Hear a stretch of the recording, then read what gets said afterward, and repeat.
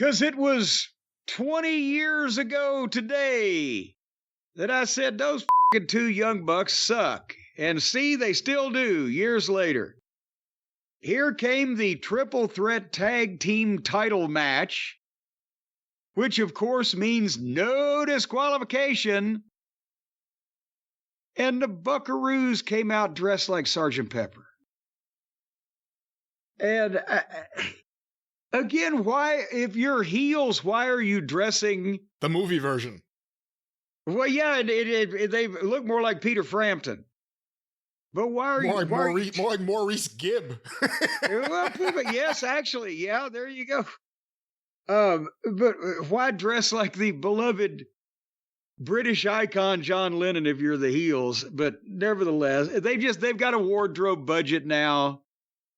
I'm sure all these outfits that everybody's wearing in this company, I bet you they're churning these out right and left for free.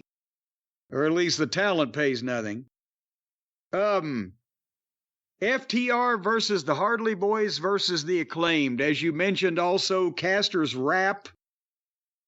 I heard something about a penis, but you couldn't really make it out, could you? I heard something about a penis. Something about a penis. Did someone say penis? Well, that's the one word that was enunciated to my ears correctly. So now, if you're keeping track, I was trying to jot it down. The first 7 matches have had 52 legal participants.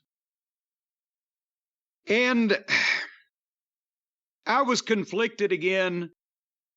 It would be a relief after what we've seen so far to watch 2 professionals like FTR, but it's matter and antimatter because the Buckaroos cancel them out. And the 3-way is the kiss of death about having a good match. So I basically got to the meat of the matter of this thing. I'm sure they did a wonderful smattering of stupid bumps and or Buckaroos standby spots to get to that point, didn't they? That's the issue. FTR can mold a match. The Acclaimed are moldable. The Bucks work Buck stuff. They do their style, they do their match, it's their referee. And, that's the problem here. And I didn't enjoy it because of that.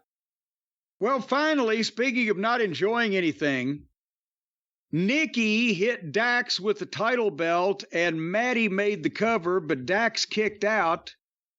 So then they just gave him the shitty double knee lift and beat him flat. So he couldn't even have the out of being fucked because he got hit with a title belt. He can kick out of that, but then they just beat him flat with their finish.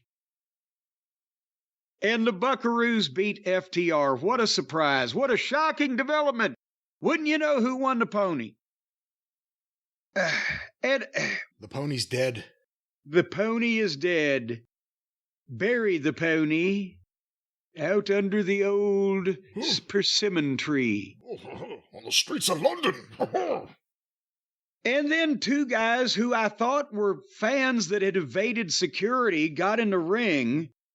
One of them was bald, one of them had straggly hair, and apparently that's J.D. Drake and Zach Gibson. They were dressed like they just came in from changing their oil, and they had a stare down with the Buckaroos. And then they turned around and beat up FTR. The Bucks walked off. The bums were staring at them. FTR was laying there selling. So the